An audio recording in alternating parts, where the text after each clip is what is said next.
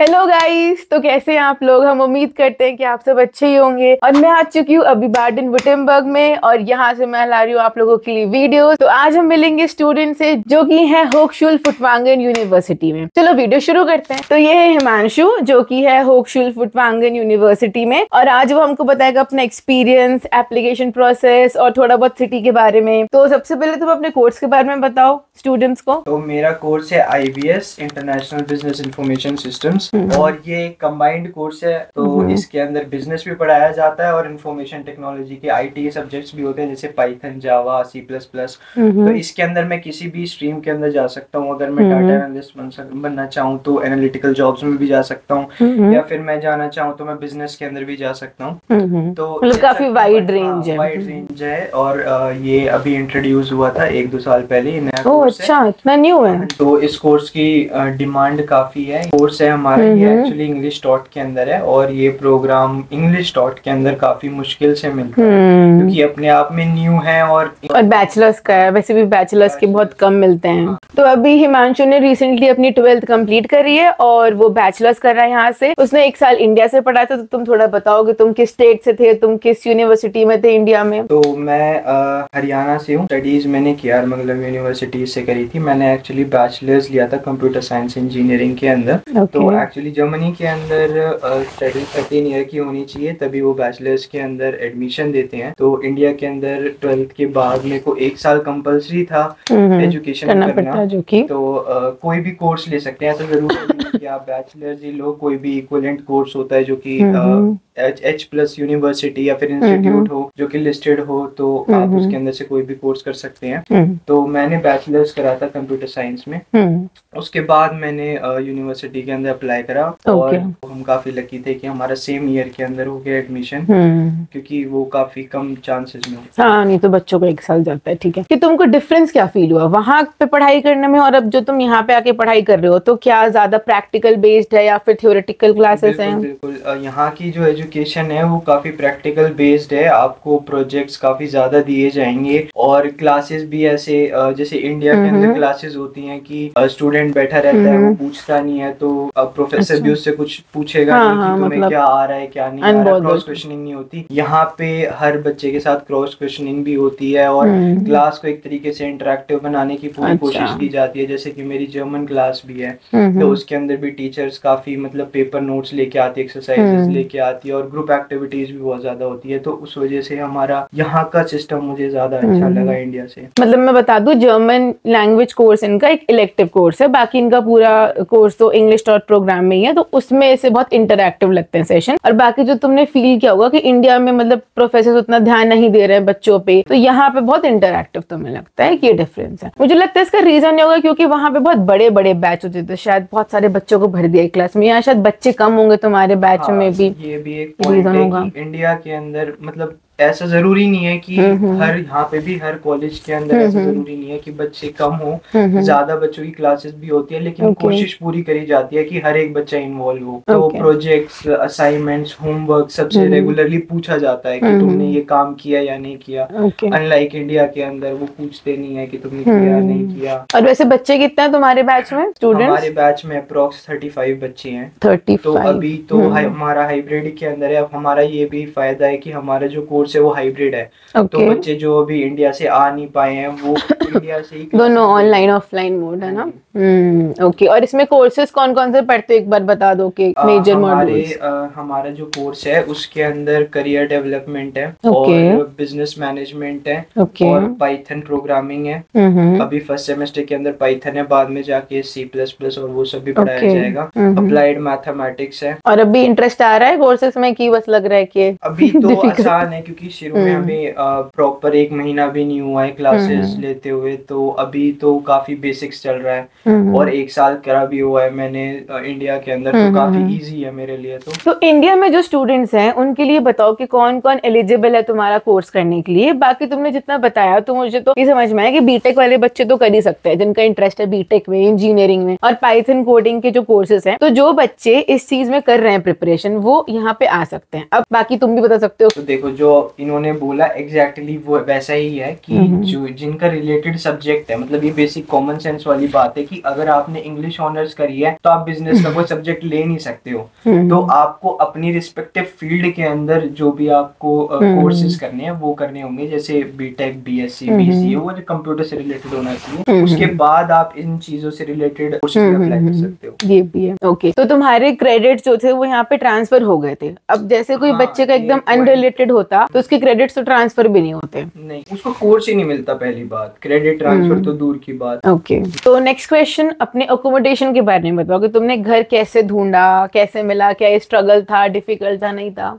Struggle तो मैं खैर नहीं कह सकता, क्योंकि मैं 2 महीने पहले मैंने अकोमोडेशन ढूंढना शुरू कर दिया था। तो मैं बेसिकली एप्स होते हैं तो उनमें से एक वेगे था, तो उसके ऊपर मतलब कंटिन्यूअसली मैं जो अकोमोडेशन जो हमारे सर्च कर रहे थे, सर्च करता था, उसके ऊपर उनको मैसेजेस भेजता था। काफी मैसेजेस मैंने भेजे, कुछ थोड़े बहुत ऐसे भी थे जो रिजेक्शन मिल गया डायरेक्टली, कंट्री के बेसिस पे भी मिल गया। कुछ रेसेस थे, कुछ रेसेस थे, इंडियन हो घर नहीं मिलेगा, ओ नो मिलेगा, तो वो चीज थोड़ी बुरी लगी। लेकिन हाँ, एट द एंड हमारी जो लैंडलॉर्ड है ओक्साना, उनका मैसेज आया मेरे को कि आपको अकोमोडेशन देने में हम इंटरेस्टेड है। तो फिर हाँ, मेरे को मतलब काफी पहले से घर मिल चुका था, और वो लैंडलॉर्ड भी काफी पेशेंट थी, उन्होंने काफी टाइम तक वेट करा। हम 3 अक्टूबर को यहाँ पे लैंड हुए थे, तो फिर उन्होंने यहाँ अब तक वेट करा हमारा 2 महीने कम से कम। लेकिन बच्चों को ना जैसे ये बहुत स्ट्रेस रहता है कि हम इंडिया में हम कैसे भरोसा कर लें कि हम अभी से पहले से पे करें, रेंट दें, कॉशन मनी दें, नहीं दें। तो इसके लिए तुमने क्या किया? तुमने कुछ पे किया था या फिर यहाँ लैंड करने के बाद पे किया? मेरी लैंडलॉर्ड से बात हो गई थी, हमारी क्लियरली ये बात थी कि हम जब लैंड हो जाएंगे, हम आपके घर पे आ जाएंगे, उसके बाद तब हम पे करेंगे। हाँ, फिर तब तो फिर टेंशन ही नहीं है, नहीं तो हाँ कोई हमें टेंशन नहीं थी। लेकिन मेरी रिकमेंडेशन यही रहेगी कि अगर आप स्टूडेंट डॉर्म के अंदर लेते हो जब भी आप पे करो, वरना आप कोशिश करो कि आप एग्रीमेंट ऐसा रखो कि आप लैंड होने के बाद पे करो, या फिर घर, क्योंकि स्कैम भी बहुत होते हैं। स्कैम तो बहुत सुना है, पर मेजरली मेरी सिटी में मैंने जितना सुना है कि आपको लैंड होके पे तो मुश्किल ही है, क्योंकि हमसे तो थोड़ा कुछ ना कुछ पैसे वो लोग ले ही लेते हैं कि आपको पहले देना पड़ेगा। ओके, तो अपनी सिटी के बारे में थोड़ा बताओ कि कैसा लग रहा है तुम्हें ब्लैक फॉरेस्ट में रहना? क्या ऐसे प्रिविलेज फील हो रहा है कि अरे मैं तो सुंदर जगह पे हूँ एकदम, क्या बात है? हाँ, मतलब और बाकी सिटीज और टाउन से ज्यादा अच्छा है। ऑफ कोर्स हमारा नाम ही शून वर्ल्ड है, तो ब्यूटीफुल फॉरेस्ट, शून का मतलब ब्यूटीफुल होता है, तो ऑलरेडी बहुत ब्यूटीफुल है। सिटी नहीं है ये, एक्चुअली स्मॉल विलेज ही है, और इसके अंदर काफी स्कीइंग के भी है। हमारे एक्चुअली घर के बिल्कुल साइड में भी एक स्कीइंग का है, स्नोफॉल होती है अच्छी खासी, अच्छी खासी स्नोफॉल होती है, कम से कम 3 मीटर की यहाँ पे लेयर बन जाती है स्नो की। एंड काफी अच्छा यहाँ सुंदर तो है वैसे जगह, बहुत प्रिटी इनका टाउन है जो भी है अपने आप में काफी। आज तो ब्लैक फॉरेस्ट केक भी खा लिया। हाँ, कैसा था एक्सपीरियंस? ये सिर्फ कैमरे के लिए है, सिर्फ कैमरे के लिए। Okay, back to information. तो इसके जो फ्यूचर स्कोप्स हैं वो क्या हो सकते हैं बच्चों के लिए, ये आप थोड़ा बताएं। तो फ्यूचर स्कोप्स इसके अंदर आपके दोनों में हो सकते हैं। आप बिजनेस मार्केटिंग में भी जा सकते हो, और अगर आप एनालिटिकल जॉब्स लेना चाहो, डाटा एनालिस्ट, सॉफ्टवेयर इंजीनियर, तो फिर कोडर्स, प्रोग्रामर्स के सब आजकल तो भाई इन्हीं लोगों का टशन है, हमारे जैसों का कुछ नहीं हो रहा है। मुझे लगता है बायोलॉजिकल रिसोर्सेज काफी अच्छा कोर्स है, कुछ सोच समझ के लिया होगा। Thank you.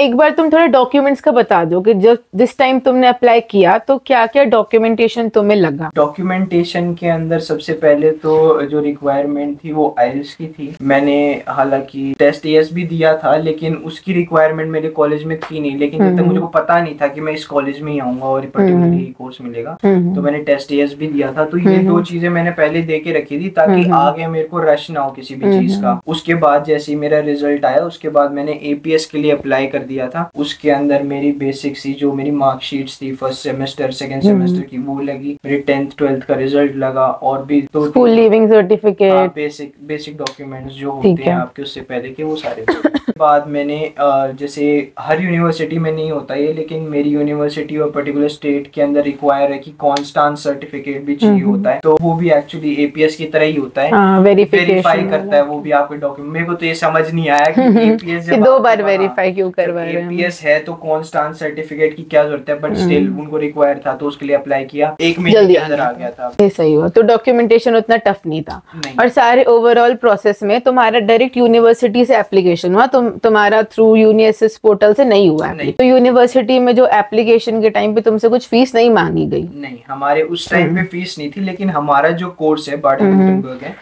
इसके अंदर ये रूल है कि पब्लिक यूनिवर्सिटीज के अंदर भी 1500 यूरोस आपसे लिए जाएंगे पर सेमेस्टर, और सेमेस्टर कंट्रीब्यूशन अलग है 173 समथिंग का। हाँ, तो इसलिए अब हम आ जाते हैं फीस के सेक्शन पे। तो ऐसा नहीं है कि पब्लिक यूनिवर्सिटी में आपके पैसे बचेंगे, क्योंकि आप कितनी फीस देते हैं जरा बताइए। मैं 1500 यूरो पर सेमेस्टर होता है, और उस पे सेमेस्टर कंट्रीब्यूशन भी होता है, और ऊपर से और हाँ, तो अप्रोक्स 1600 यूरो समथिंग हो जाता है पर सेमेस्टर। मतलब हर 6 महीने में 1 लाख समथिंग तैयार रखे एकदम कर वाले शिट। और उसके बाद भी लोगों को पब्लिक ट्रांसपोर्ट नहीं मिला है। हाँ, क्यों? हमारी यूनिवर्सिटी के अंदर ड्यूचलैंड टिकट भी इंक्लूडेड नहीं है, जो कि इनकी यूनिवर्सिटी में है, और बाकी सारी होती है।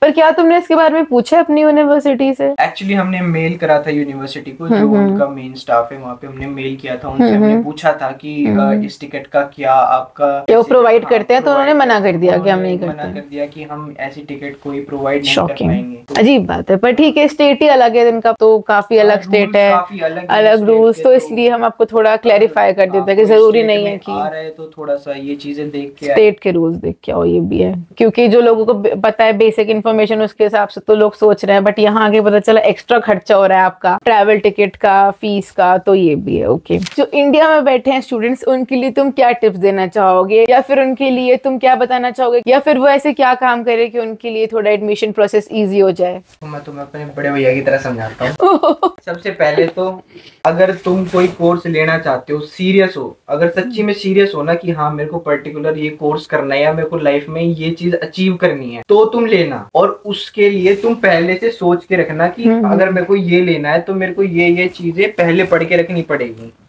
ये खिचड़ी मत करना कि पढ़ ये लिया फिर मेरे को करना, ये कंफ्यूज मत रहना लाइफ में। और एक चीज मैं तुम्हें साफ साफ बता देता हूँ कि अगर जर्मनी आ रहे हो तो पक्का करके आना कि भाई हमें पब्लिक में ही जाना है। मैं बिल्कुल इसके खिलाफ हूँ कि भाई प्राइवेट में जाने के। ऐसा जो तुम सोचते हो ना कि यार हम चले जाएंगे प्राइवेट में, मजे कर लेंगे, ये कर लेंगे, भाई डिफिकल्ट है, बहुत डिफिकल्ट है। यहाँ पे सबसे पहले आके तो तुम्हें लैंग्वेज इशू आएगा। लोगों को लगता है कि भाई हम ट्रांसलेटर लगा लेंगे, ये कर देंगे, वो कर देंगे। भाई नहीं है लोग राजी बात करने की, ठीक है। हाँ, टोन आ गई हमारे, नहीं है राजी बात करने के लोग। हाँ, तो लोग बिल्कुल भी राजी नहीं है बात करके, और बिल्कुल वो निगलेक्ट कर देते हैं। काफी अच्छे लोग भी हैं, ऐसी बात नहीं है, मेरे को बहुत अच्छे लोग मिले हैं। मेरी खुद की लैंड लेडी काफी अच्छी है, बहुत कोऑपरेटिव है, लेकिन जर्मन सीखो बहुत बड़ा बैरियर है। और मोस्ट ऑफ लोग जो मैंने देखे हैं वो जर्मन लैंग्वेज नहीं करते, और उनका बस मेन गोल होता है आ जाए बस किसी तरीके से, फिर तुम सरवाइव नहीं कर पाओगे।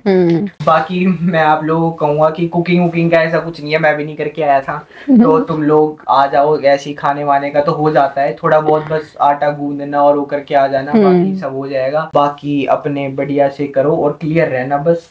आएगी कुकिंग तो एक एडिशनल बेनिफिट होगा कि यहाँ स्ट्रगल नहीं करना पड़ेगा, इंस्टेंट नूडल्स नहीं खाओगे, वो भी है। ठीक है, तो बस इसी के साथ हम वीडियो को एंड करते हैं। आपको जो भी वीडियो में अच्छा लगा वो आप कमेंट करके बता सकते हैं, और कोई क्वेश्चन हो तो वो आप पूछ सकते हैं, उसका आंसर आपको हिमांशु सर दे देंगे कमेंट सेक्शन में। यूट्यूब चैनल और है लोग, आप उसमें भी पूछ सकते हैं। और बस अब हम जाते हैं, मिलते हैं आपसे नेक्स्ट वीडियो में।